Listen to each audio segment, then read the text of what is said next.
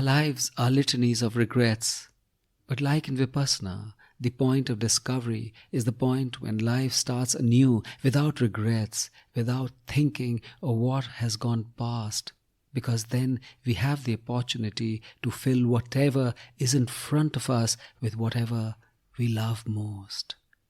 Poetry is often that discovery.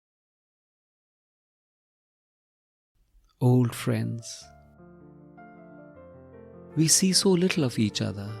The days between seem like decades, as if memories were already more than what we could still build.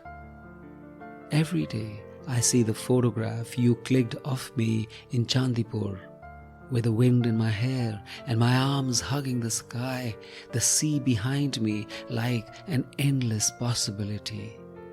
And I know it was fortune I was embracing, to be out in the sea with you. Maybe today I will drop by unannounced and sleep over, and the morning after we will hit the highway. We will not stand at the altar of any god begging for ordinary days of togetherness, as we would rediscover each other's stories of familiar days and revel in the gravelly cadences of our voices. We will know how unknowingly we live full days, but let our lives grow empty.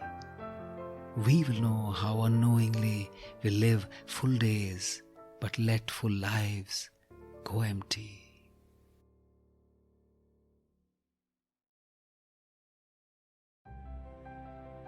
What is important to us?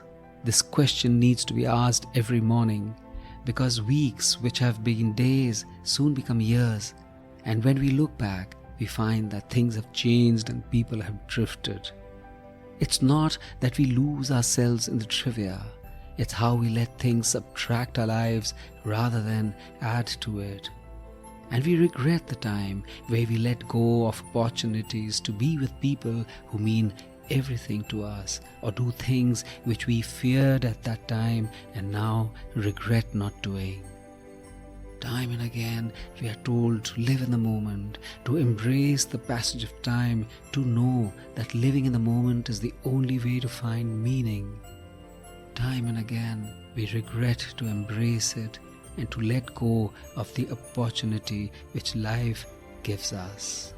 Akin to these are the small stones of resentment which grow inside us, sometimes slowly, sometimes rapidly, for people we care for, which become boulders stopping us from reaching out. When we look back, we can see the reasons of withdrawal were so slight that in the schemata of lives, sorrows and admonitions, they really count for nothing. But then we would have wasted time. We would have lost out in someone holding our hands in grief. We would have lost out in hearing voices with laughter in them speaking to us. We would have lost out in seeing familiar faces in front of us growing more loved by the minute, because we love their mind and their heart and what they stand for and what they mean to us. More than anything else, it is people we should always reach out to and be close to and pick up the phone and talk to, because our true meaning comes from only two things: the things which we do, the people we reach out to. Our lives are always lesser when not filled with who or what we love, and in turn we are lesser as people.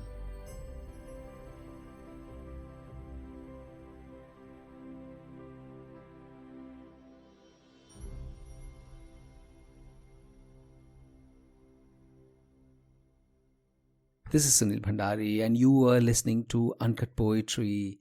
If you enjoyed this poem, rate it on Spotify or leave a comment on Apple Podcast. And I have a lovely newsletter called The Uncuts, which is like a Sunday dollop of warmth and fun and beauty. Subscribe to it. The link is in the show notes.